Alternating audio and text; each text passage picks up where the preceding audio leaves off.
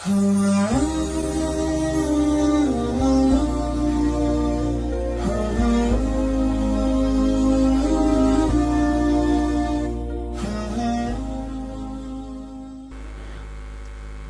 cara kita istiqomah dalam beribadah? Di sini dekat rumah sakit. Pulang dari sini mampir rumah sakit. Untuk apa? Supaya istiqomah. Kita tidak pernah menghormati, menghargai sehat karena kita tidak sakit. Begitu ngelihat orang sakit, saya usahakan dalam sebulan sekali ke rumah sakit. Assalamualaikum ibu. Waalaikumsalam. Ustadz dari tadi yang sakit ibu melulu. Oke, kita ganti bapak. Assalamualaikum bapak. Waalaikumsalam. Bapak sakit. Udah tahu kok nanya.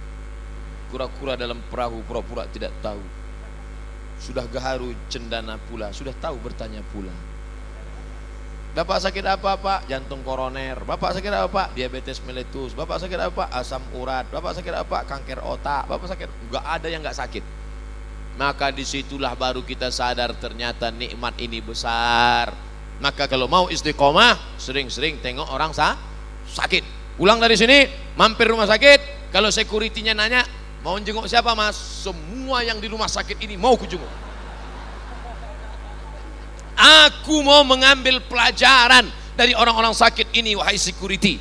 Hai security, kenapa kau tak pernah mengambil pelajaran? Nah, yang kedua, sering-sering lihat orang mati. Janganlah kasar Pak Ustadz, meninggal dunia. Nampak bendera putih berkibar, singgah. Hah? Kuning. Tempat saya putih. Kuning. Terserah mau kuning, mau merah, mau hijau. Yang penting ada orang meninggal. Ada orang meninggal? Ada. Buka tutup wajahnya, cium. Tapi yakinkan sesama laki-laki. Jangan perempuan kau cium. Walaupun sudah mati, lakinya ngamuk.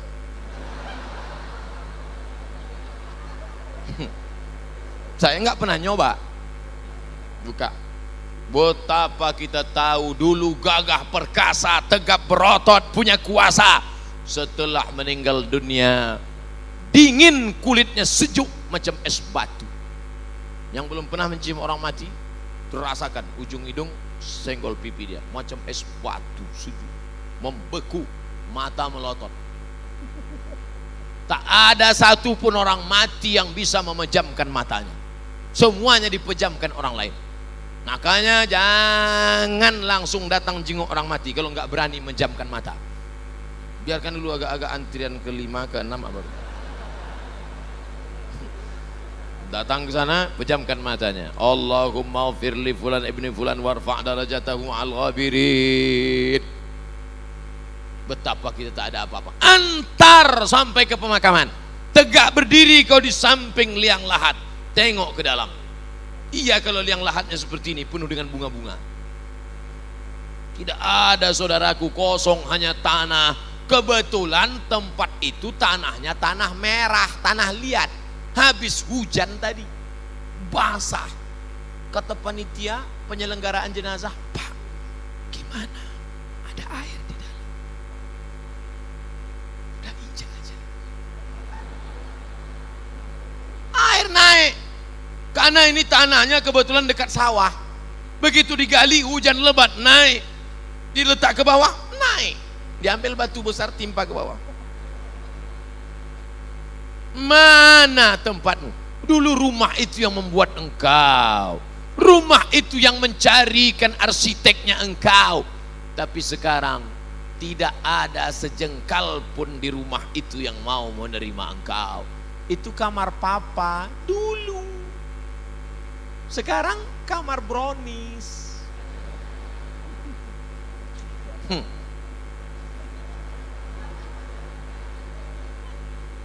Pertama, lihat orang sakit. Kedua, lihat orang mati. Ketiga, lihat liang lahat. Keempat, jangan putus sering ikut pengajian live maupun streaming. Bagaimana cara menemukan jodoh kita tanpa pacaran, Pak Ustadz?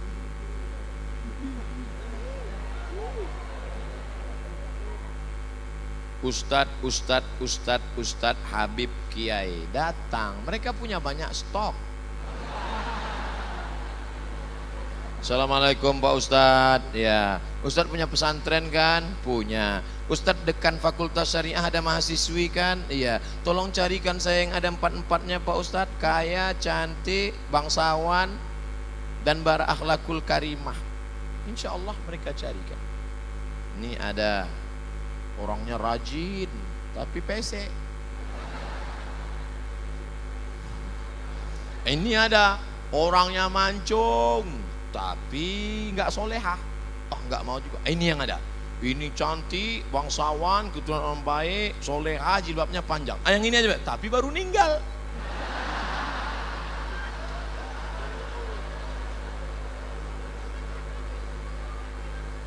Kalau jodoh takkan kemana.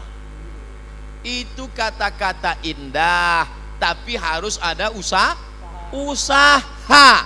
Ustadz ceramah diberi air minum. Ini nyindir nih, enggak? Diberi air minum. Lalu kemudian, apakah air minum itu memang sudah ditakdirkan untuk Ustadz? Iya. Coba kalau dia tidak mau berusaha menggerakkan gelas ke mulutnya, dia cuma melihat aja senyum. Masuk air itu ke mulutnya? Tidak, harus ada usaha. Anak-anak muda usaha. Enggak perlulah saya ajari anak muda. Tanya bapak-bapak. Bapak ini malah udah ada yang dapat 2, ada 3.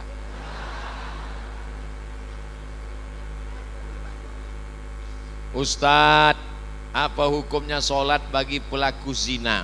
Diterima apa enggak sholatnya Pak Ustadz? Man sholatuhu lam tanhahu anil fahsya wal munkar lam yazdad illa bu'dan. Siapa yang sholatnya tidak mencegah dirinya dari perbuatan keji dan mungkar, maka dia semakin jauh dari Allah. Inna sholata tanha anil fahsya wal munkar. Apakah dengan dosa itu dia menjadi kafir Pak Ustadz? Dia tidak kafir kalau tidak ingkar. Kalau dia katakan tidak ada itu Tuhan, tidak ada itu surga, tidak ada itu neraka, tidak ada akhirat, baru dia kafir. Tapi kalau dia sekedar buat dosa, maka dia fasik. Wallahu la yahdil qaumal fasiqin. Allah tidak berikan hidayah kepada orang yang fasik. Mudah-mudahan kita diselamatkan dari fasik. Terima kasih Ustadz. Semoga Ustadz selalu dalam lindungan Allah SWT. Amin. Kenapa Ustadz selalu bacakan doa di belakang? Biar supaya jamaah mengaminkan. Amin. Amin. Jamaah. Oh, kalau gitu Ustadz aja yang enak. Ustadz yang dapat, kami yang mengaminkan pun dapat juga. Apa kata malaikat? Walaka misluh. Kau tadi sudah mengaminkan, engkau dapat yang sama seperti yang kau aminkan. Makanya ibu kalau bapak berdoa, ibu aminkan, tapi ibu tanya dulu doanya apa.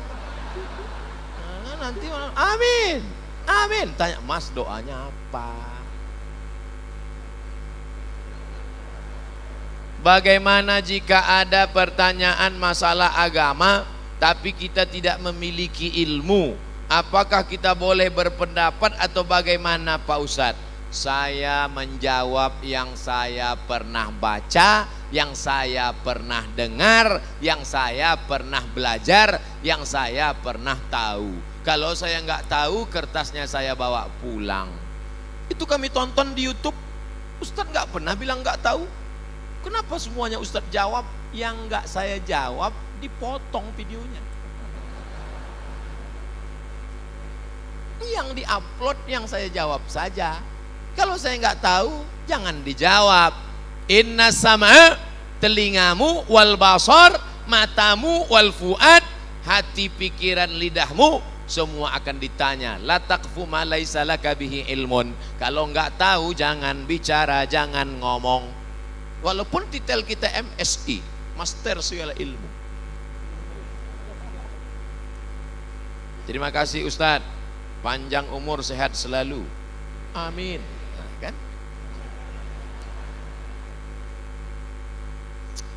mengenai fikih Ustaz. Oke. Air kencing itu kan najis, ya. Air sperma itu kan suci, tidak najis. Mengapa apabila kita kencing hanya istinja saja, sementara itu najis? Kenapa kita keluar sperma harus mandi? Sudah gitu kata Nabi.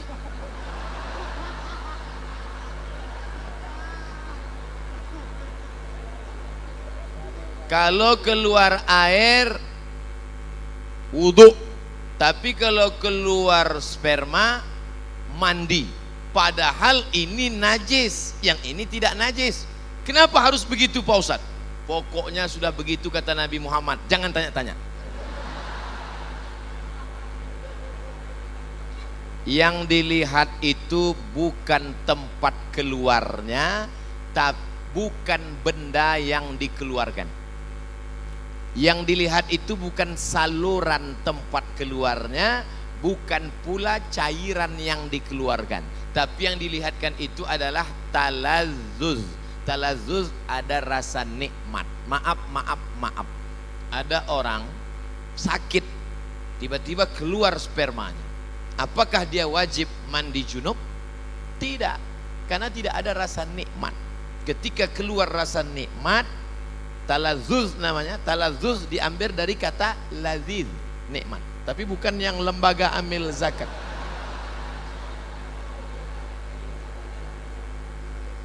Ada orang mandi, habis mandi habis mandi tiba-tiba pas dia buang air kecil keluar spermanya. Apakah dia wajib mandi junub? Tidak, karena tak ada talazzuz.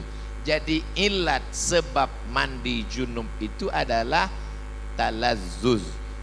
Ada rasa nikmat, barulah dia disuruh mandi. Beda kalau ketemu dua khitan.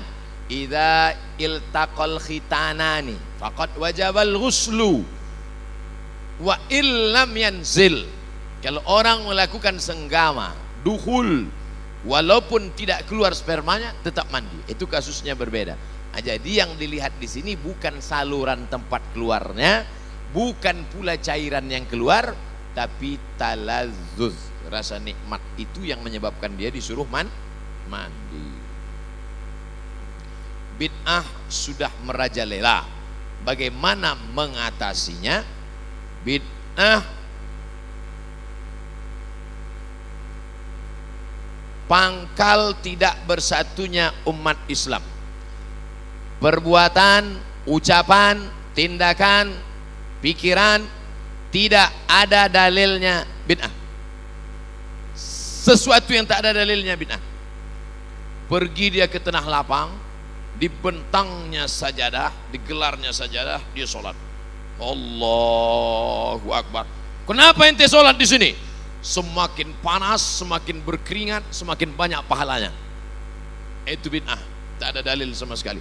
Selama ada dalilnya, maka tidak boleh kita bid'ahkan. Jangan membid'ahkan orang kalau ada dalilnya. Selama ada dalilnya, ada dalam Quran, ada dalam sunnah, ada dalam ijma', ada dalam qiyas, maka tidak boleh kita bid'ahkan. Ibu-ibu kumpul ramai-ramai baca Yasin. Yasin wal Qur'anil Hakim, innaka laminal mursalin ala siratim mustaqim. Toto ada orang bid'ahkan. Apa ini ramai-ramai baca Yasin? Bid'ah. Belum tentu bid'ah, bro. Karena masih ada dalilnya, dalil am, dalil umum. Man qara'a Yasin fi lailatin, siapa yang baca Yasin pada suatu malam, asbaha maghfuran lah, pada waktu subuhnya dia sudah diampunkan Allah Subhanahu wa taala. Oleh sebab itu jangan mudah saling membid'ahkan. Karena ketika kau katakan hei pelaku bid'ah, maka sama artinya kau katakan hei penghuni neraka jahanam. Emangnya ente siapa? Neraka punya bapak ente. Apa hukumnya pakai celana panjang yang melebihi mata kaki? Nyindir saya ini. Apakah itu termasuk orang masuk neraka?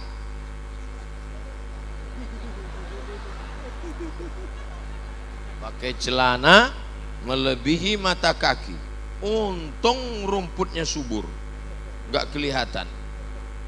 Ini celana melebihi mata kaki. Apakah masuk neraka? Ma asfalal ka'baini finnar. Kain, celana, jubah di bawah mata kaki masuk neraka. Neraka, neraka, neraka, neraka. Jangan baca satu hadis, ada hadis yang lain. Man jarra thawbahu khuyala. Kalau dilewatkan mata kaki untuk sombong, kalau nggak sombong nggak apa-apa, kata Imam Syafi'i. Kalau nggak sombong nggak apa-apa, kata Imam Nawawi. Kalau nggak sombong nggak apa-apa, kata Imam Sun'ani dalam Subulus Salam Syarah Bulughul Maram. Kalau nggak sombong nggak apa-apa, kata Imam Syaukani dalam Nailul Autar. Kalau nggak sombong nggak apa-apa, kata Syekh Yusuf Al-Qardawi dalam kitab Kaifana Ta'amal Ma'as Sunnah. Kalau nggak sombong nggak apa-apa, kata Syekh Ali Jum'ah. Kalau nggak sombong nggak apa-apa, kata Syekh Atiyah Sokor dalam kitab Fatawa Al-Azhar. Saya dalam hal ini tidak menyalahkan kawan-kawan yang sudah potong kaki celana. Bapak yang sudah potong jangan disambung, biarkan aja. Saya sudah terlanjur motong Pak Ustadz, biar aja. Bagi yang sudah terlanjur motong, yang belum motong jangan diejek. Jangan nanti pulang dari sini, ini kelihatannya setelah hijrah makin tinggi ini. Yang udah motong biarin, yang nggak motong. Kalau antara yang udah motong dengan yang belum motong saling ngejek, yang ketawa yang nggak pakai celana. Ini masalah khilafiyah.